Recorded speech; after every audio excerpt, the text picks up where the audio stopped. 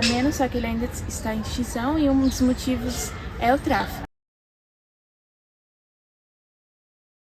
Essas espécies só ocorrem no Brasil e só ocorrem na Mata Atlântica. E são 4 espécies de mico-leões. Tem o mico-leão dourado, hoje é o Dia Internacional do Mico-leão Dourado. A gente tem o mico-leão da cara dourada.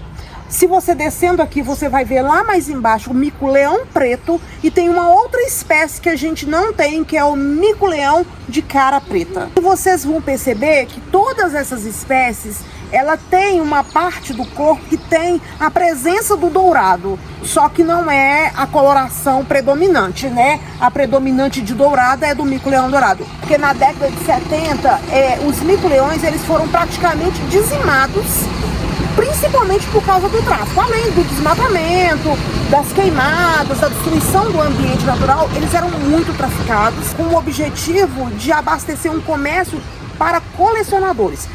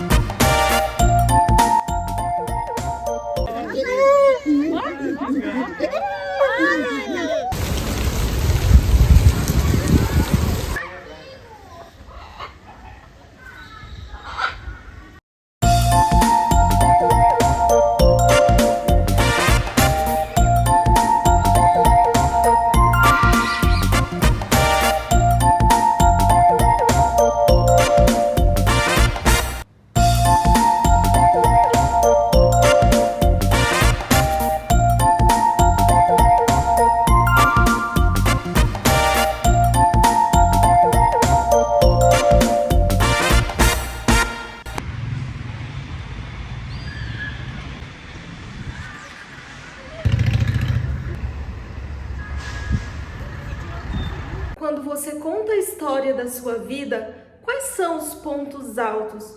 Quando você pensa nessa história do livro da sua vida, quais são as páginas e os capítulos que você queria rasgar? Essa foi uma reflexão que eu fiz depois de ler Todas em Mim, da Cibele Laurentino. Há uma frase do célebre filósofo Nietzsche que diz que o homem é uma corda estendida entre o super-homem e o animal. E passeando pelo zoológico, enquanto eu li este livro, eu fiquei pensando até que ponto nós estamos nos comportando feito animais, inclusive nós, mulheres. Porque enquanto nós temos um espacinho para estar, alguém que nos dá uma ração diária, um pouquinho de sol, talvez nós nos estejamos acostumando demais a esta vida, a este lugar limitado em que a sociedade nos colocou, dentro de espaços limitados por cercas. Até quando as mulheres, elas vão ficar tranquilamente, sem questionar, dentro dessas cercas impostas pela sociedade? A minha avó dizia que enquanto tivesse cavalo, São Jorge não anda a pé. E na pequena sabedoria dela, ela queria dizer que nós, mulheres, devemos nos posicionar para que nós possamos ser tratadas de forma diferente. Nós não podemos aceitar menos do que nós valemos. Todas em Mim é um livro publicado pela pernambucana Cibele Laurentino, que tem a pena mágica de adentrar a alma humana feminina. Esse é um livro de contos e são 144 páginas de pura expressão. Esse livro reúne contos da vida de personagens femininas em múltiplas existências, trazendo muitas reflexões e aprendizados de vida. A Cibele é uma escritora que nasceu em Campina Grande e ela é filha do saudoso poeta Zé Laurentino, ou seja, desde criança ela teve essa relação intrínseca com a literatura, como cordelistas, contadores de viola, emboladores de coco. Ela é formada em letras e gestão em turismo. Ela é curadora do Prêmio Book Brasil e vencedora do Prêmio Maria Pimentel com seu romance regionalista Nobelina. O livro é todo ilustrado e é formado por pequenos contos. Cada conto é narrado em primeira pessoa e cada personagem vai contando a sua história, trazendo profundas reflexões sobre a mulher na sociedade. O livro nos traz personagens femininas, mulheres em diferentes contextos sociais, de época, históricos, níveis de instrução, e essas mulheres vão nos contando cada uma a sua história, a sua experiência de vida, a sua dor mais profunda. Assim nós vamos nos impactando e nos descobrindo em cada uma delas. Cada uma dessas histórias, cada uma dessas mulheres reflete um pouquinho das nossas dores como mulher na sociedade. O primeiro conto, que abre portas para todos os outros, é a história da Mariquinha. A Mariquinha tem um restaurante na beira da estrada e é nesse restaurante que vai passar todas essas mulheres. E a Mariquinha tem um dom muito especial, que é o dom de ouvir com o coração. E ela para ouvir todas essas histórias. E ouvindo essas histórias, ela vai abraçando a dor de cada mulher com profundo amor e carinho. Neste exercício de acolhimento, a Mariquinha vai permitindo que cada mulher expresse com a sua própria voz narrativa as suas próprias dores, assim que cada personagem conta a sua história em primeira pessoa. Vamos percebendo ao longo dos contos que o lugar onde a gente nasce é determinante para a formação da nossa identidade. A gente vai se relacionando com a cultura, formando os nossos valores e as nossas crenças. A gente vai se moldando de acordo com as crenças da sociedade. Nós somos levados a acreditar que só existe um modelo de biografia para todas nós. Nós, mulheres, vivemos em uma cultura que impõe muito mais que aceita. Assim como nos conta a Mavi. A Mavi tem 27 anos, é curadora e mora em Santa Rita, na Paraíba. Ela foi acometida por um câncer de mama e ela teve que retirar os 2 seios. E a partir de então, ela começa a sofrer um preconceito social. Todos olham para ela diferente, inclusive na praia. Como que, para que ela seja feminina, ela precisa se encaixar num padrão de feminilidade estabelecido pela sociedade. As pessoas ficam todo o tempo perguntando para ela quando é que ela vai colocar silicone ou por que ela não coloca uma peruca para ficar mais feminina. Sim, a mulher ainda hoje tem um padrão, uma biografia, um caminho pré-estabelecido. A mulher precisa ser recatada e do lar, precisa ser religiosa, usar roupas delicadas. A mulher também precisa namorar cedo, aprender a cozinhar, aprender a cuidar da casa, a se casar antes dos 30. Toda mulher precisa ter um bebê, toda mulher precisa ser mãe.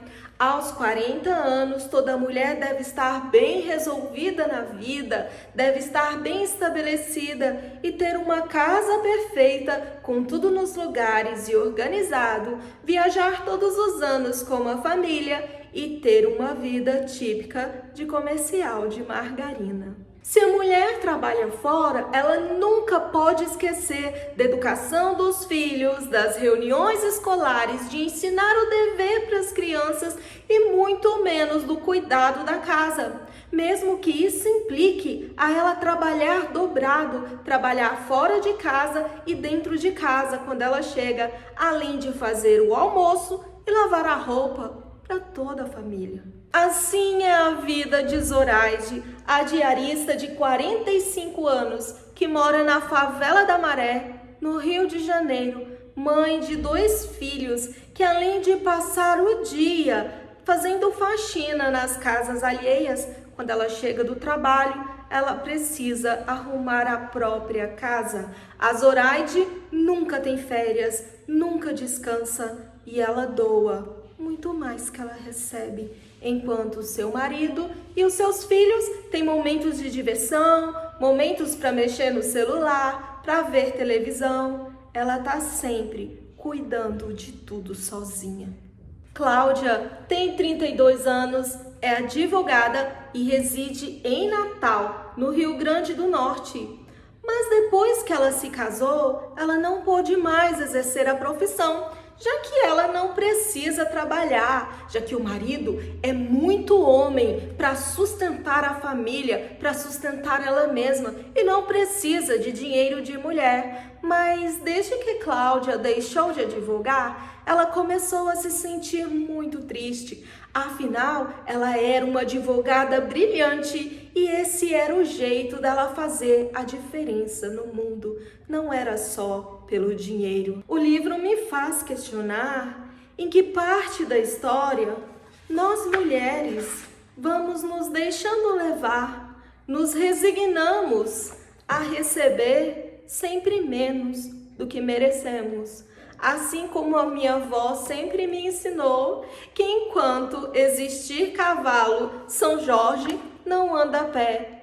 Até quando nós mulheres vamos aceitar tranquilamente sem nos posicionar? Nossas ancestrais rasgaram os espartilhos, queimaram os sutiãs, arrancaram as perucas brancas dos cabelos, as anáguas, as armações de ferro dos vestidos, para que nós pudéssemos aceitar melhor o nosso corpo, sem tentar nos encaixar num padrão de perfeição, onde várias mulheres caíam desmaiadas na rua, porque elas precisavam ter as cinturas incrivelmente finas. Muitas delas passavam dias sem comer em jejum, para ter o padrão de beleza, a silhueta perfeita, a pele mais branca possível. E nós, será que não estamos retrocedendo, nos apertando novamente em cintas, deixando de respirar, deixando de nos mover, alisando os nossos cabelos e muitas vezes até colocando mega hair? Será que muitas de nós não está aceitando o próprio corpo e se conformando com padrões pré-estabelecidos e nos aprisionando novamente naquilo que as nossas ancestrais já nos libertou? Nossas ancestrais queimaram sutiãs em frente às fábricas como protesto para que a mulher tivesse a liberdade de trabalhar, porque muitas delas tinham que sustentar os seus filhos sozinhas.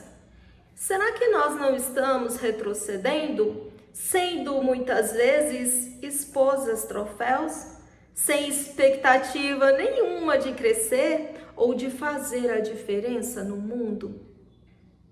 Nossas ancestrais foram queimadas nas fogueiras por serem sábias demais ou bonitas demais, por serem ricas e independentes ou por serem corajosas como cavaleiras, assim como Joana d'Arc. Essas corajosas mulheres preferiram a morte do que a imposição social, religiosa, essa imposição que anulava toda a essência da mulher, toda a busca que a mulher tinha em ser diferente, em fazer parte de uma sociedade onde a mulher era apenas um objeto de troca, um objeto de uso, onde o pai vendia a filha para alguém. Essas mulheres foram impedidas de trabalhar, impedidas de estudar, foram colocadas em roupas apertadas, muitas delas obrigadas a usar a burca, obrigadas a usar lenço que cobria toda a sua feminilidade, toda a sua sexualidade,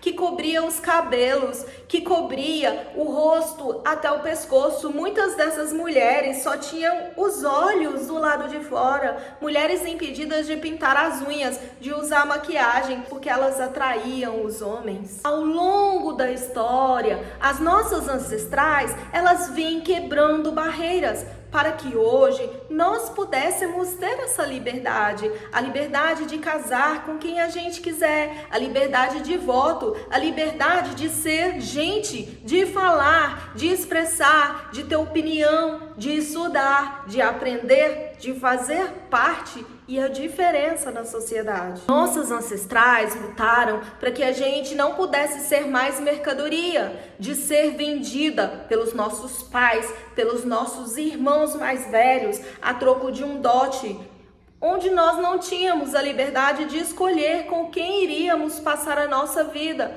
Muitas dessas mulheres, elas foram vítimas de casamentos infantis, como as nossas avós. Essas mulheres eram tidas como simples mercadorias, onde a virgindade era apenas um lacre inviolável que o comprador fazia questão. Muitas dessas mulheres eram apalpadas, se é que vocês me entendem, pelos possíveis compradores para ter certeza de que o lacre estava no lugar. Em muitos lugares, essas condições medievais ainda não mudaram. A mulher ainda é vista como objeto.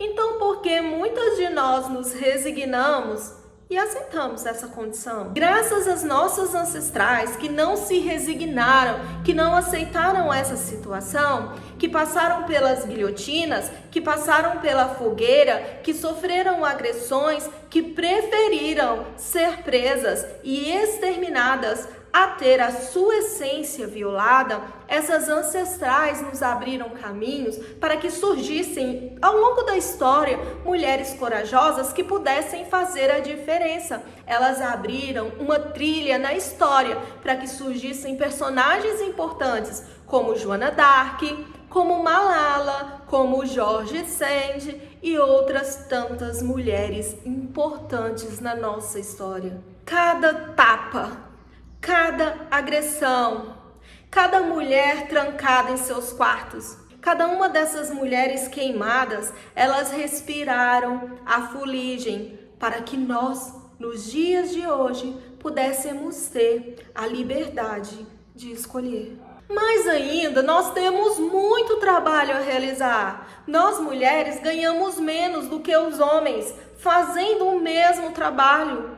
Nós, mulheres, temos os nossos objetos pessoais taxados mais caros. Você sabia que um shampoo feminino é muito mais caro que um shampoo masculino? Nós, mulheres, temos uma carga horária dobrada, nós nunca descansamos, porque além de trabalhar fora do lar, ainda temos que trabalhar dentro da nossa casa, limpando, passando, cozinhando, olhando os filhos, muitas vezes sem ajuda nenhuma. Nós estamos lutando contra uma sociedade que nos empurra para uma condição degradante e nós vamos aceitando as pequenas agressões. Seja a mulher que carrega o bebê e a bolsa maternidade ao mesmo tempo, seja aquela mulher que tem que abrir a porta do carro sozinha, mesmo estando com várias sacolas diferentes, aquela mulher que ainda precisa dividir a conta durante o passeio, durante um jantar, aquela mulher que paga metade das contas de casa e trabalha o dobro. Muitos de nós sofremos agressões silenciosas, disfarçadas de cuidado, seja aquela falta de respeito que a gente ouve sempre quando passa em frente a uma construção, seja o você não precisa trabalhar porque eu sou homem suficiente para cuidar da minha família, como se nós não pudéssemos ter uma expectativa, a vontade de ter uma carreira ou a vontade de fazer diferença no mundo, de fazer o nosso papel social, de ser um agente transformador e de deixar a nossa contribuição para as próximas gerações.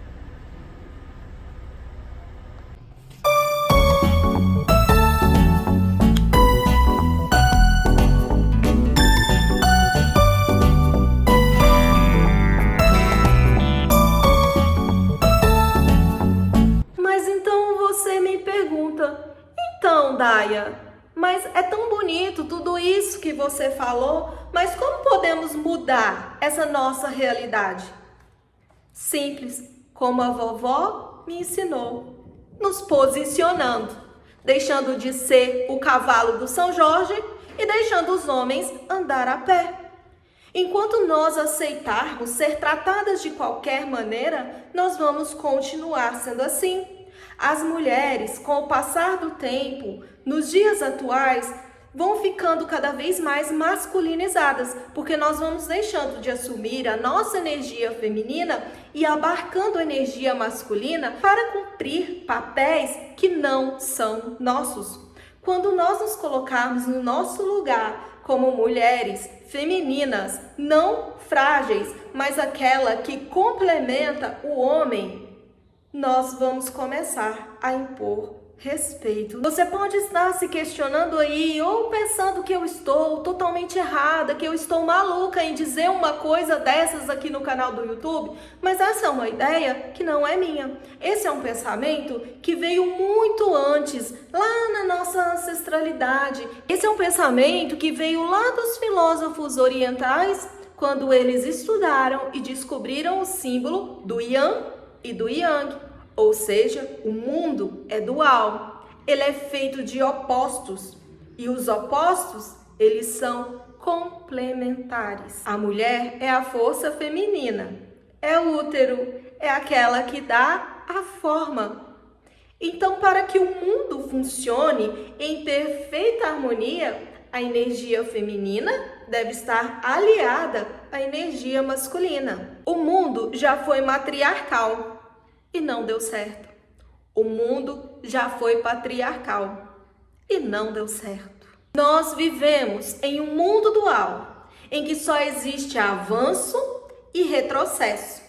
E tudo aquilo que não avança, retrocede. Ou seja, não escolher também já é uma escolha. É para frente ou para trás, é tristeza ou alegria, é saúde ou é doença. E se você não escolhe, você retrocede. Você já fez uma escolha, você está para trás. E Deus nos deu o livre-arbítrio. O que é o livre-arbítrio? O livre-arbítrio é o que nos dá o direito de escolha. Mas para que possamos fazer melhores escolhas, nós precisamos expandir o nosso conhecimento, expandir o nosso livre-arbítrio, expandir as nossas opções. O livre-arbítrio é o poder de escolha. Nação se levantará contra nação e reino contra reino. Haverá fome e terremotos em vários lugares. Porém, todas essas coisas são princípio das dores. Nesse tempo, muitos hão de se escandalizar, trair e odiar uns aos outros, e por se multiplicar a maldade, o amor de muitos esfriará. Mateus 24, 7 e 8. E o versículo que a autora deixou aqui ao final do livro também nos traz essa reflexão de que até que ponto nós estamos deixando o nosso amor próprio se esfriar. Até que ponto deixamos de nos amar? Deixamos de nos sentir valorizada ou de nos valorizar a nós mesmas? Porque se você não busca conhecimento, o seu livre-arbítrio, ele fica limitado. O livre-arbítrio que Deus nos deu é o nosso poder de escolha. E quando eu expando meus conhecimentos, eu tenho o poder de fazer escolhas melhores. Mulheres, entendam que essas escolhas, as nossas ancestrais sacrificaram suas próprias vidas para que nós pudéssemos fazê-las. Quando eu digo que enquanto houver cavalo, São Jorge não anda a pé, eu vou dar um exemplo muito simples. Se eu me posiciono e decido que de agora em diante eu só vou falar alemão com quem quer que seja, e eu não vou mudar a minha posição, nem que para isso eu tenha que morrer, quem quiser se comunicar comigo vai ter que fazer o quê? Vai ter que estudar alemão, vai ter que dar um jeito de arrumar um tradutor para que possa haver a comunicação. Porque eu me posicionei e à medida com que eu me posiciono, a outra parte precisa se posicionar também para se relacionar comigo. É aí onde a mulher impõe limites, é aí onde a mulher impõe respeito, é aí onde a mulher diz como ela quer ser tratada e ela não aceita nada menos que isso. Paola, de 28 anos, administradora de Boa Vista, na Paraíba, ela teve que engravidar forçosamente, porque depois que o namorado dela conseguiu o que ele tanto queria, que era a virgindade dela, ele não queria se casar. Ele queria usá-la como mulher objeto. E a partir daí, ela soube que se não fizesse algo, ela seria mal vista pelos pais religiosos e conservadores. Eles atirariam pedras nela na cidade, porque os moradores não admitiam que uma moça ela tivesse relações antes do casamento, principalmente na religião da família dela, qual ela nasceu. Vanderleia foi vendida pela mãe aos 10 anos de idade para morar em uma casa de família, onde ela começou a fazer trabalho doméstico. Ela foi abusada por todos os homens da casa.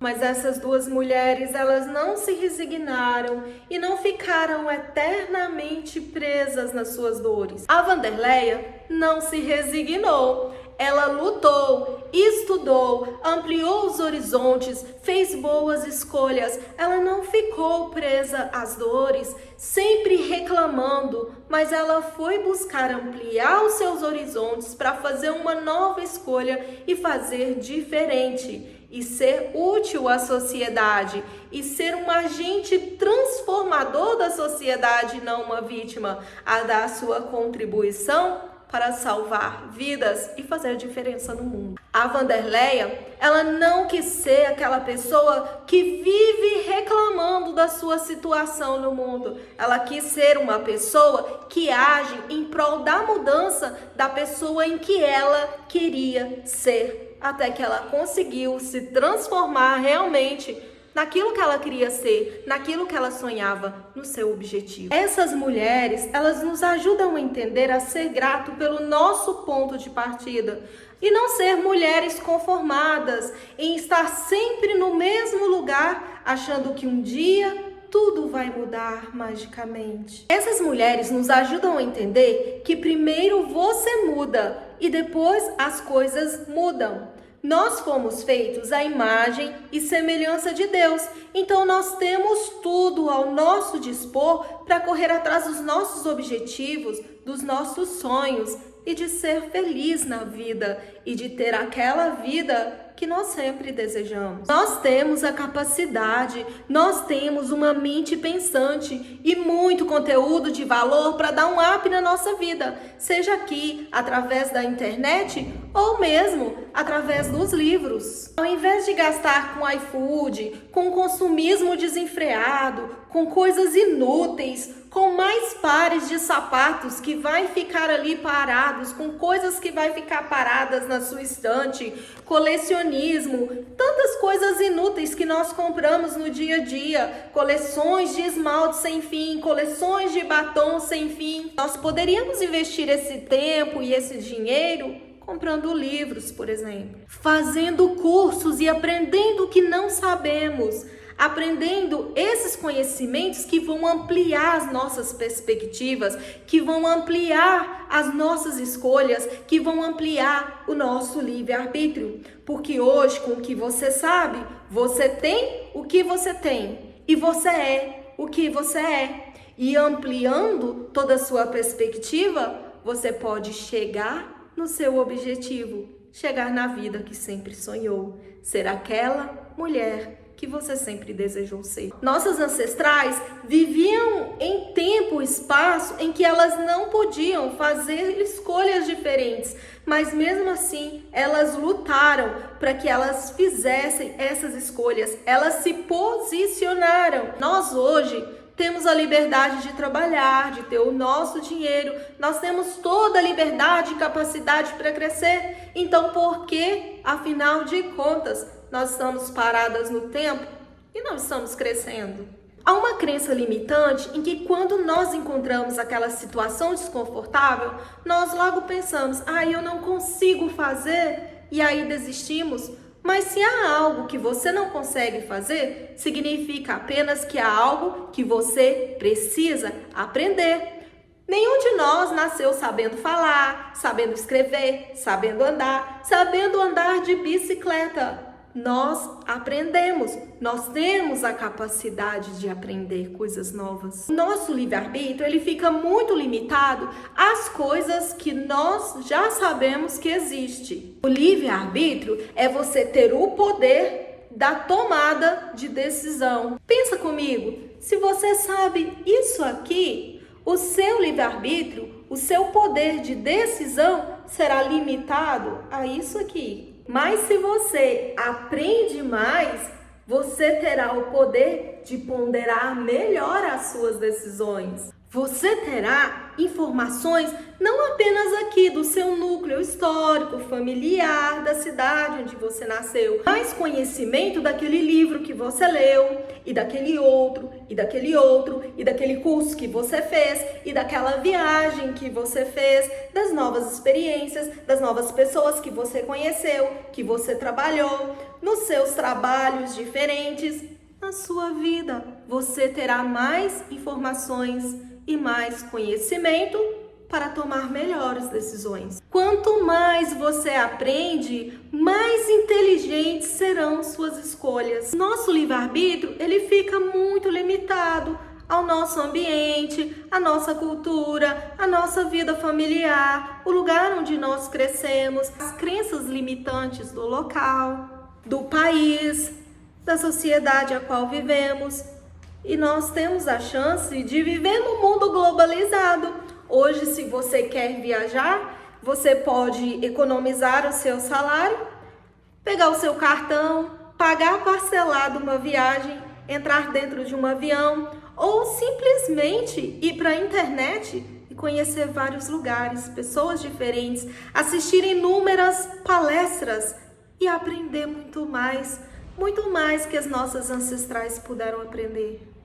Nós precisamos desenvolver o hábito de ser um buscador, um busca-amor. Nós precisamos desenvolver o hábito de gostar de aprender para que nós possamos expandir muito mais o nosso poder de decisão e escolha. Há um provérbio na Bíblia que diz que quem busca sabedoria ama a si mesmo e quem acalenta o conhecimento prospera. Eu me torno humilde para entender que o conhecimento que eu tenho me trouxe até aqui, onde eu cheguei. E se eu quero expandir mais ainda, eu preciso aprender mais ainda. Eu me torno humilde para entender que aquele que passou por esse caminho, ele tem os erros e acertos. E ele pode me indicar aonde estão os espinhos, aonde estão os buracos, para que eu possa chegar mais rápido aonde aquela pessoa já chegou.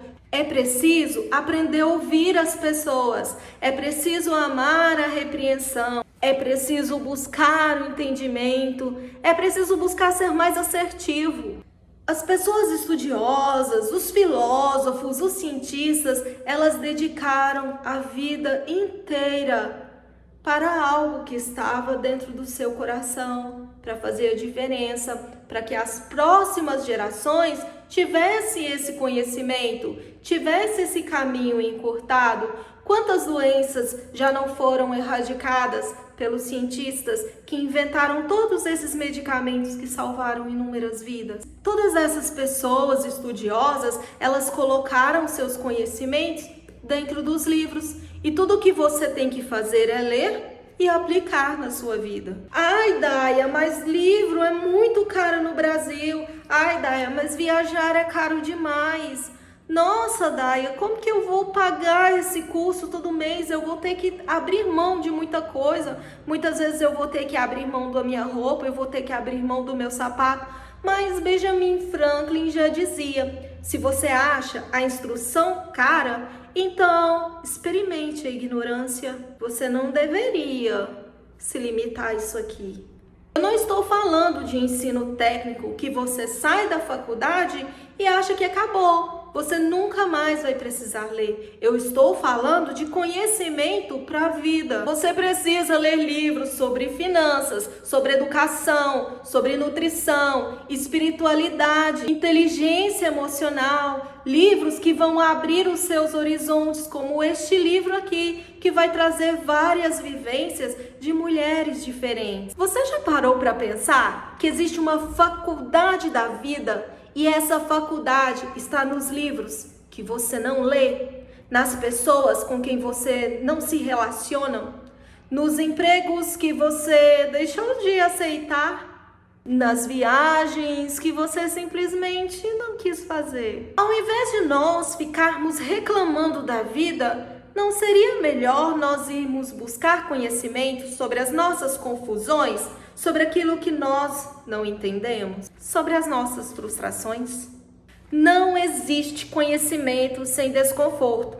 E desconforto não significa incapacidade, mas sim inabilidade. Ou seja, a partir do momento que nós vamos criando hábitos, aquilo que nós não sabemos se torna mais fácil. A habilidade, para ser desenvolvida, ela precisa se tornar um hábito. É como aprender a dirigir. No começo é desconfortável, é difícil, mas à medida que nós vamos praticando cada vez mais, aquilo se torna parte de nós, se torna natural. Não existe iniciar com toda habilidade, com toda maestria. Todos que iniciaram alguma coisa passou por um desconforto. Então este é um livro incrível que vai nos trazer experiência de vida. A autora tem uma pena mágica que faz a gente mergulhar no nosso âmago e buscar as forças para que possamos retirar da nossa essência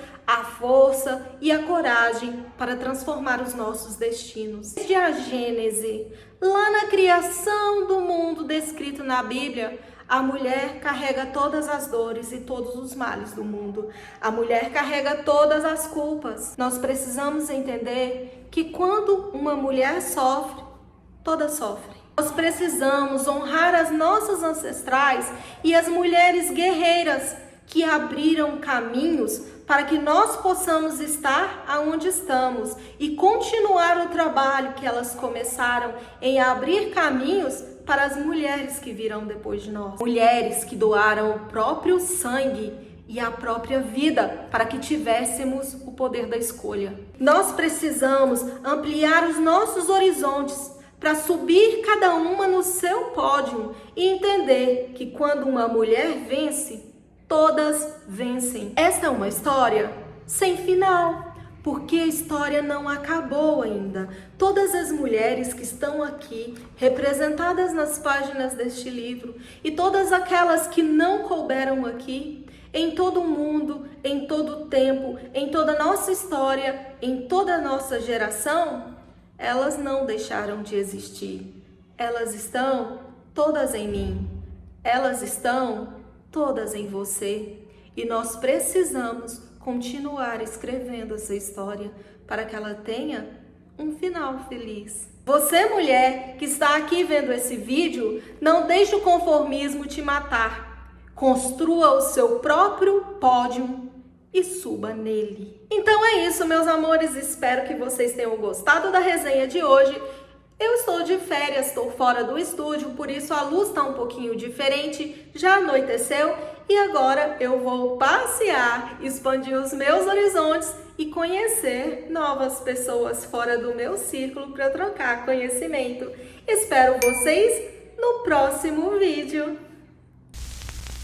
Esse livro da Cibele, ele sempre me traz a música da Ângela Rorô, Compasso. E eu tô aqui pensando agora que nós, seres humanos, nós temos o córtex frontal e a neuroplasticidade. Porque os animais, como os animais do zoológico, eles fazem xixi em qualquer lugar. Mas nós, seres humanos, nós temos essa capacidade de dominar os nossos instintos, de ser maior que eles, de ser menos animalizados. Nós temos a capacidade de aprender, porque através da neuroplasticidade, tudo aquilo que nós aprendemos muitas vezes de maneira desconfortável e com esforço durante o dia, Quando nós dormimos, esses conhecimentos se tornam habilidades, se tornam mais fáceis, se tornam intrínsecos em nós. Vou carregar de tudo vida fora, marcas de amor, de luto e espora.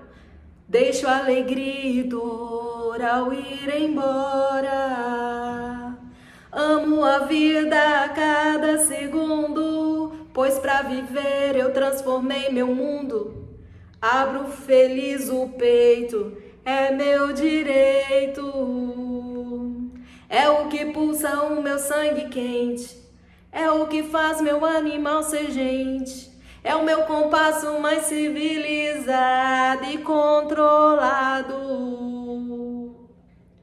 Estou deixando o ar me respirar, bebendo água pra lubrificar, mirando a mente em algo producente. Meu alvo é a paz.